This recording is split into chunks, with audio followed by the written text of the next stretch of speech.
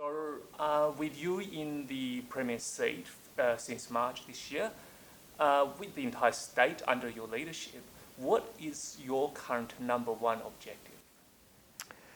Well, it's to lead a good government that focuses on the things that matter to West Australians, and in particular, creating a more diversified, stronger economy and a wider array of job opportunities for our citizens, but also making sure that we have strong, decent public servants for our citizens.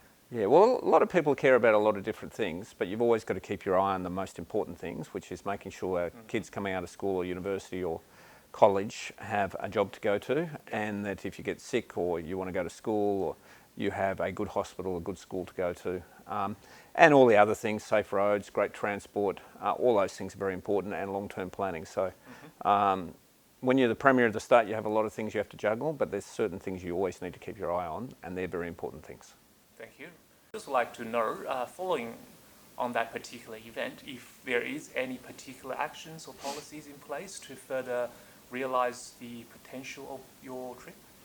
Well, I took a very large delegation to Hangzhou and Shanghai. It was 40 West Australian business people, in particular tourism and higher education. Yep. And we went and had a whole range of meetings I won't take you through. Yep. But for instance, one of the meetings was with the president of China Eastern Airlines, and they're going to start trial flights to Western Australia next year. Great. Hopefully ongoing direct flights from Shanghai. And we met Ctrip and Alibaba, very strong commitment by both them and us towards advertising and promoting Western Australia on those platforms. And also governmental meetings, so we retain a strong relationship between Western Australia and China, because China is our biggest trading partner. Well, based on that comment, I just would like to get your comment around a recent media coverage that was done by Malcolm Turnbull. He made some comments about the Chinese government's complaint for his comment that he made earlier about foreign influence of domestic politics. So what's your view on his comment? Well, I'll let Mr Turnbull handle national issues around those issues. Yep. What I want to do is make sure that that there's a strong relationship between Western Australia and China, because that's been the foundation of both countries, or both our state and China's prosperity recently. I've always found my dealings with Chinese businesses and the like to be productive, and so I'm very keen to keep that relationship strong. National issues I'll leave to Mr Turnbull. Great. So previously you mentioned that you're interested in further promoting tourism and associated opportunities and activities in WA. So have you got any specific plans or actions to promote that? Well, we have a much larger budget for promoting Western Australia and promoting West Australian events now. So we have tourism has a secure budget for the future. So that means we can actually promote our state more effectively. So for instance, on WeChat or through Alibaba or through Ctrip, we have the opportunity to promote Western Australia more effectively. And that's very important. But generally our relationship with China is very strong in a whole range of things, but we just want to make sure it's broadened, so that when a Chinese tourist looks on where they're going to go, they don't just think Sydney or Melbourne, they think Western Australia and Perth. I mean, Perth and West Australia have a lot to offer. I mean, the most beautiful environment in the world, a vibrant, exciting city.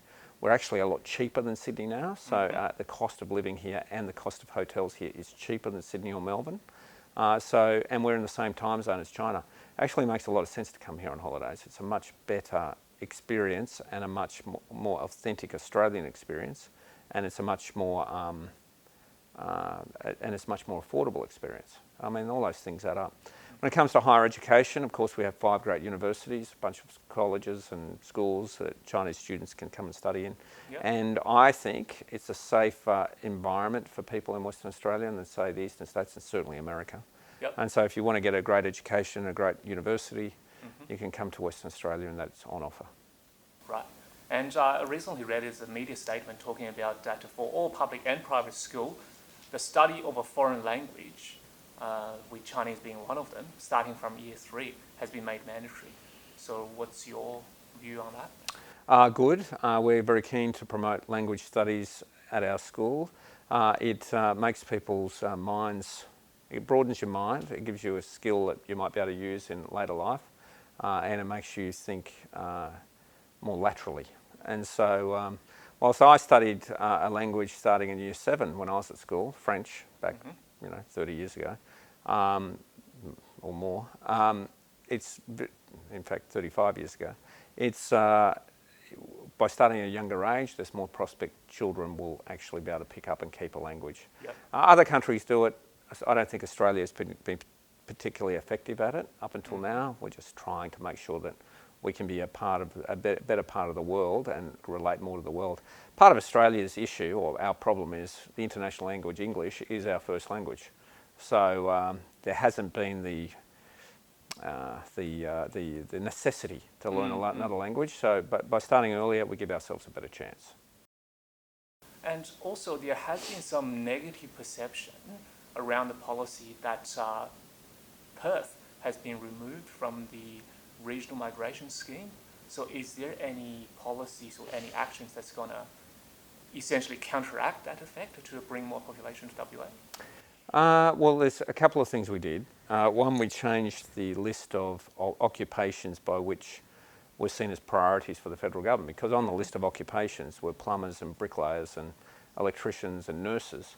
And we have a lot of plumbers, bricklayers, electricians and nurses out of work here. So the idea that it was a priority occupation list didn't really make sense to us, because there were so many people already out of work with those skills. Right, okay. But the second thing, the regional migration location, I forget the phrase. Yeah. Sydney and Melbourne are not regional migration locations, and they get huge numbers of international students.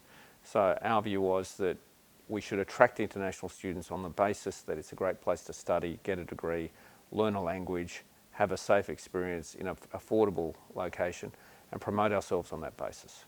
In a sense, creating a focus in a slightly different area rather than having a city listed as a regional option. That's right. And Sydney and Melbourne are not listed, and they are successful. So we obviously need to make sure we promote Western Australia. If I was a parent in China and my 18-year-old or 19-year-old wanted to go and study somewhere, what would I look for? I'd look for the location to be safe, first of all. I'd look for it to have quality degrees, secondly. I'd look for it to be affordable, thirdly. And I'd look for it to be relatively close so I could visit, and hopefully not in a difficult time zone. Western Australia and Perth meet all those criteria. And we just got to promote it. That's very assuring to know. Yeah. So last question. So for the near future, is there any plans to develop any significant infrastructure projects in WA? And also, is there any consideration to possibly use some foreign capitals and do it under alternative funding arrangements, such as like public-private partnerships and so on?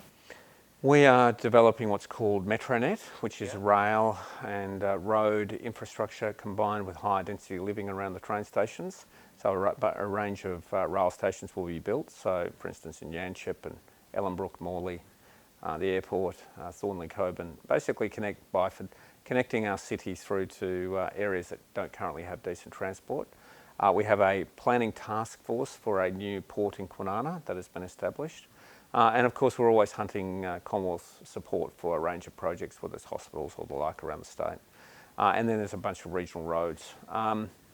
Look, we welcome private money into the state, and if there's arrangements by which we can leverage private money to secure, or public money secure private money, we're always happy to look at it. We've always just got to remember you've got to act in the interests of taxpayers. So anything we do has to be very carefully calibrated to make sure taxpayers' interests are protected. Thank you very much. Thank you.